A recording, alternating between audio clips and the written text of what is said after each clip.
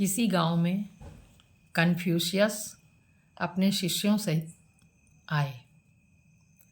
उस गांव के 5 युवकों ने एक अंधे को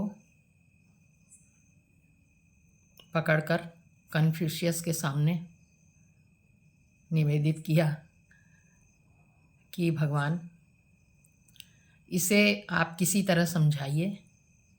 हम लोग इसको बहुत तरह से समझा चुके कि संसार कितना सुंदर है, संसार में कितने रंग हैं, कैसे सूर्योदय होता है, फूलों से फुलवाड़ी कैसे सजी हुई है, कितना आनंद है इस संसार को देखने में। सूर्य का प्रकाश, चांद की रोशनी, तारों का प्रकाश, भंवरे, तितलियाँ,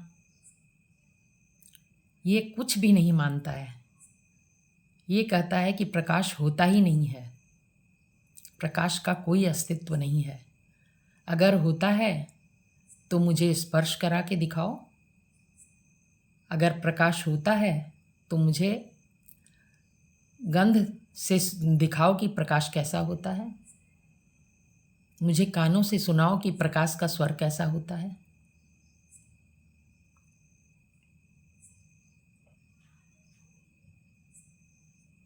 मेरी और जो ज्ञानेंद्रियां हैं उनसे मुझे प्रकाश का अनुभव कराओ। किसी तरह भी ये अपने तर्क ख़त्म नहीं कर रहा है, शायद आप इसे समझा सकें। कन्फ्यूशियस ने कहा कि तुम लोग मेरे पास आने के बजाय किसी चिकित्सक के पास जाओ जिससे इसकी आँख का कोई इलाज हो। प्रकाश को तो आँखों से ही देखा जा सकता है, उसको किसी और इंद्रिय से अनुभव नहीं किया जा सकता। वो 5 युवक कन्फ्यूशियस के कहे अनुसार उस अंधे को एक कुशल चिकित्सक के पास ले गए। चिकित्सक ने कहा कि इसे लाने में तो बड़ी देर कर दी, इसे तो शुरू में ही ले आना चाहिए, खास खराबी नहीं है इसकी आंखों में।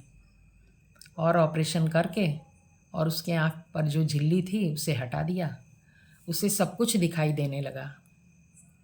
उसने एक क्षण में ही प्रकाश का अस्तित्व मान लिया, जिसे वो किसी भी तरह से नहीं समझा पा रहे थे। उसे आंखें सही होने पर वो क्षण मात्र में ही मान गया। कन्फ्यूशियस ने कहा कि इस व्यक्ति को समझाना तो ठीक है, कठिन था, किंतु उन आँख वाले अंधों को देखो जो किसी भी तरह से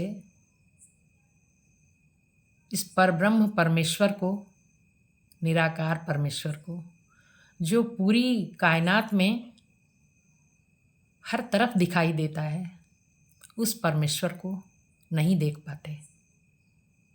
उनको कैसे समझाओगे? ईश्वर को वास्तव में निरी आँखों से नहीं देखा जा सकता, उसे तो हृदय से ही अनुभव किया जा सकता है। उसकी कृपा को हम देखना चाहें तो ये पूरा संसार, ये जितने जीव जंतु पक्षी प्रकृति खुशियाँ, जितना सब कुछ है उसमें हम ईश्वर को देख पाते हैं।